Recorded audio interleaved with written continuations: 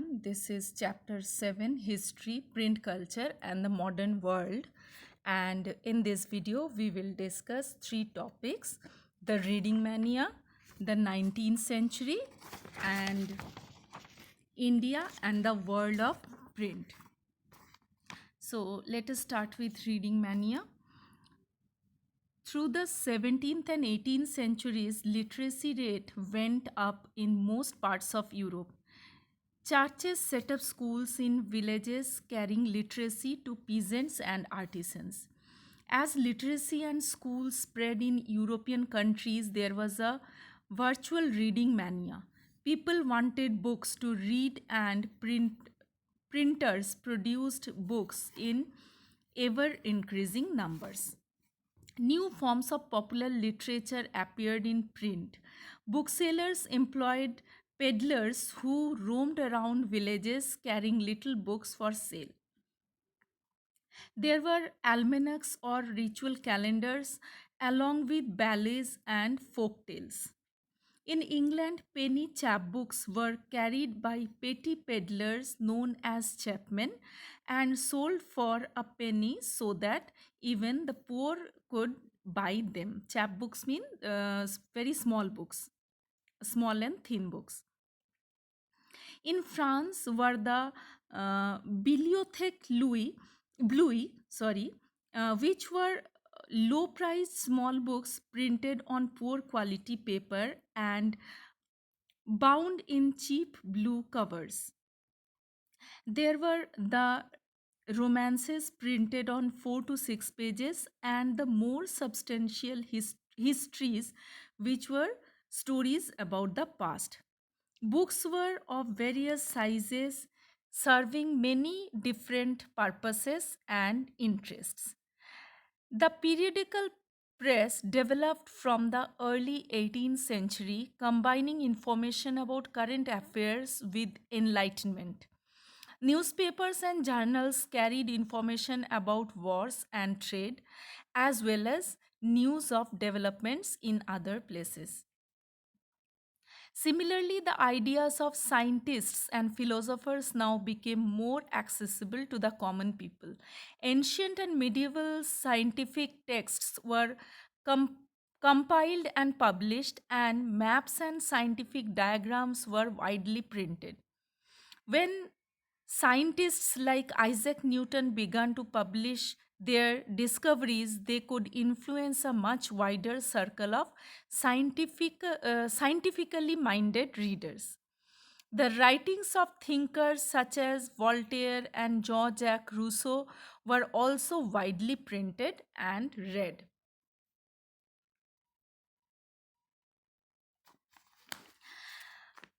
Tremble, therefore, tyrants of the world. By the mid 18th century, there was a common conviction that books were a means of spreading progress and enlightenment. Many believed that books could change the world, liberate society from despotism and tyranny, and herald a time when reasons and intellect would rule. Louis Sebastien Mercier, a novelist in 18th century France, declared the printing press is the most powerful engine of progress and public opinion is the force that will sweep despotism away. Print culture and the French Revolution.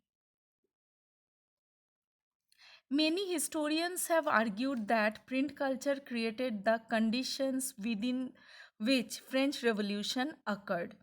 Three types of arguments have been usually put forward. First, print popularized the ideas of the Enlightenment thinkers. Collectively, their writings provided a critical commentary on tradition, superstition, and despotism. They argued for the rule of reason rather than custom and demanded that everything be judged through the application of reason and rationality. They attacked the sacred authority of the church. The writings of Voltaire and Rousseau were read widely. Second argument, print created a new culture of dialogue and debate. All values, norms, and institutions were re evaluated and discussed by a public that had become aware of the power of reason and recognized the need to question existing ideas and beliefs. Third argument, by the 1780s, there was an uh, outpouring of literature that mocked the royalty and criticized their morality. In the process, it raised questions about the existing social order. There can be no doubt that print helps the spread of ideas, but we must remember that people did not read just one kind of literature. If they read the ideas of Voltaire and Rousseau, they were also exposed to monarchical and church propaganda. They accepted some ideas and rejected others. They interpreted things their own way. Print did not directly shape their minds, but it did open up the possibility of thinking differently. Our next topic is 19th century, the 19th century. The 19th century saw vast leaps in mass literacy in Europe, bringing in large number of new readers among children, women, and workers. Children, women, and workers. As primary education became compulsory from the late 19th century, children became an important category of readers. Production of school textbooks became critical for the publishing industry. A children's press was set up in France in 1857. This press published new works as well as old fairy tales and folk tales. Women became important as readers as well as writers. Penny magazines were especially meant for women, as were manuals teaching proper behaviors and housekeeping. Women were seen as important readers. Some of the best known novelists were women. Jane Austen and Bronte sisters, George Eliot. Their writing became important in defining a new type of woman, a person with will, strength, and personality, determination, and the power of think. In the 19th century, libraries in England became instruments for educating workers, artisans, and lower middle class people. After the working day was gradually shortened from the mid 19th century, workers had some time for self improvement and self expression. They wrote political tracts and autobiographies in large numbers. Further innovations. By the late 18th century, the press came to be made out of metal. Through the 19th century, there were a series of further innovations. By the mid 19th century, Richard M. Hoe of New York had perfected the power driven cylindrical press. This press was particularly useful for printing newspaper. In the late 19th century, the offset press was developed, which could print up to 6 colors at a time. From the 20th century, electrically operated presses accelerated printing operations. A series of other developments followed. Methods of feeding paper improved, the quality of plates became better, automatic paper reels and photoelectric controls of the color register were introduced. Printers and publishers continuously developed new strategies to sell their product. 19th century periodicals serialized important novels. In the 1920s in England, popular works were sold in cheap series called the Shilling series. With the onset of the Great Depression in the 1930s, publishers feared a decline in book purchases.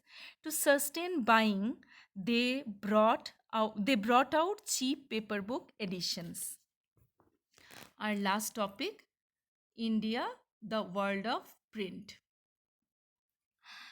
So here we will see when printing began in India and how ideas and informations were written before the age of print. Manuscripts before the age of print. Indians has a very Indians had a very rich and old tradition of handwritten manuscripts in Sanskrit, Arabic, Persian, as well as in various vernacular languages. Manuscripts were copied on palm leaves or on handmade paper.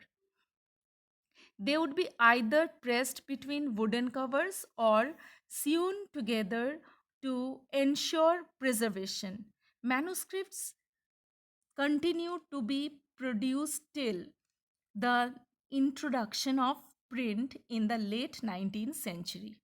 Manuscripts, however, were highly expensive and fragile. They had to be handled carefully and they could not be read easily. So, manuscripts were not widely used in everyday life. Even though pre colonial Bengal had developed an extensive network of village primary schools, students only learned to write. Teachers dictated portions of texts from their memory and students wrote them down. Many thus became literate without even actually reading any kind of texts. Print comes to India.